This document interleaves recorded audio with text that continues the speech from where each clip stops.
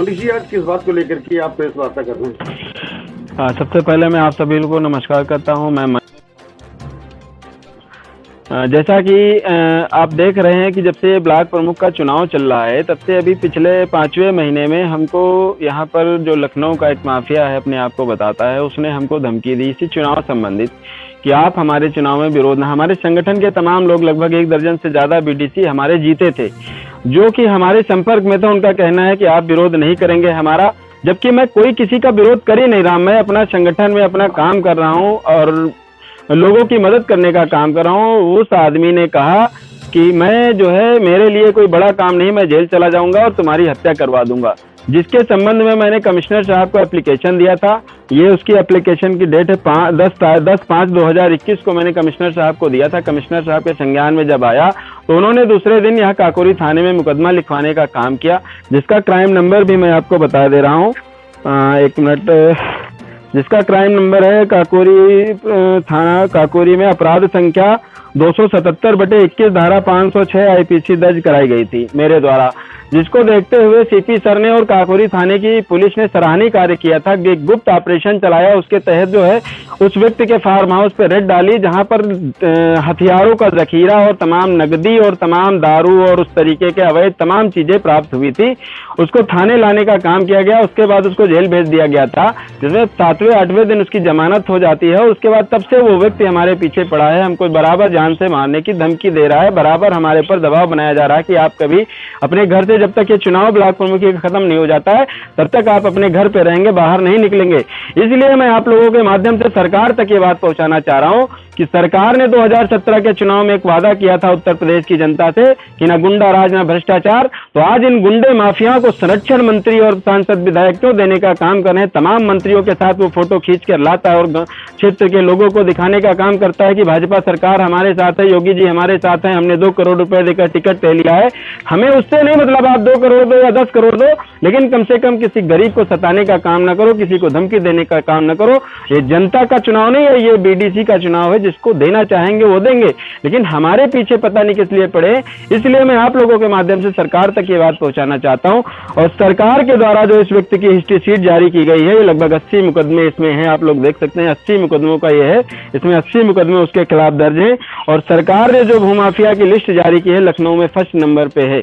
ये भूमाफिया Lallu Yadav 1st number पे है। उत्तर प्रदेश में शायद ये 7वें नंबर पर आते हैं।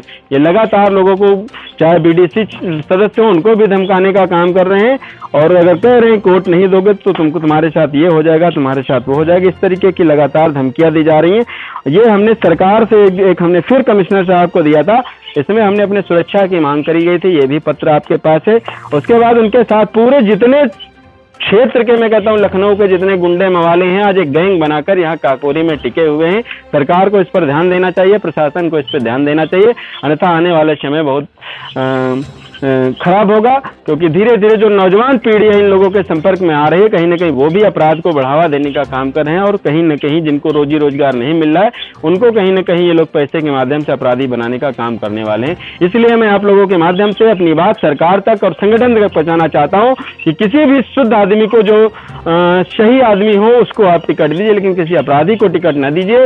बाकी आपकी मर्जी किसको देंगे, क्योंकि मुझे अपनी जो पीड़ा थी, अपनी सुरक्षा की बात थी, लेकर उस व्यक्ति को बढ़ावा देने का काम कर रहे हैं। जबकि योगी आदित्यनाथ जी और प्रधानमंत्री जी ने कहा था कि किसी भी गुंडे माफिया को कोई विधायक, कोई सांसद, कोई जिलाध्यक्ष या कोई मंत्री कोई संरक्षण नहीं देगा। उत्तर प्रदेश में तमाम अपराधियों का घर गिराया जा रहा है। तमाम अपराधियों को जो है, जिनके ऊपर 5-5, 4-4 मुकदमे हैं, उनकी संपत्तियां जब्त करी जा रही हैं। अभी कल एक लखनऊ में दाऊद पूर्व सांसद, उनकी 100 करोड़ की बिल्डिंग गिराई गई, लेकिन इस व्यक्ति पर 80 मुकदमे होने के बाद आखिर ये व्यक्ति खुला क्यों घूम रहा है? और खुला घूमने के बाद क्षेत्र में लोगों को धमकाने का भी काम कर रहा है, मुझे भी धमकी देने का काम कर रहा है। इस तरीके की तमाम हरकतें कर रहा है। इसलिए मैं आज आप लोगों के बीच आया हूं कि मुझे उसका घर नहीं चाहिए, मुझे उसकी संपत्ति नहीं गिरवाना है, लेकिन कम से कम एक संभ्रांत आदमी की तरीके से वो क्षेत्र में रहे, मुझे कोई दिक्कत नहीं है। किसी को धमकाएगा, किसी को डराने का काम करेगा, तो मुझे मौत से डर नहीं लगता है।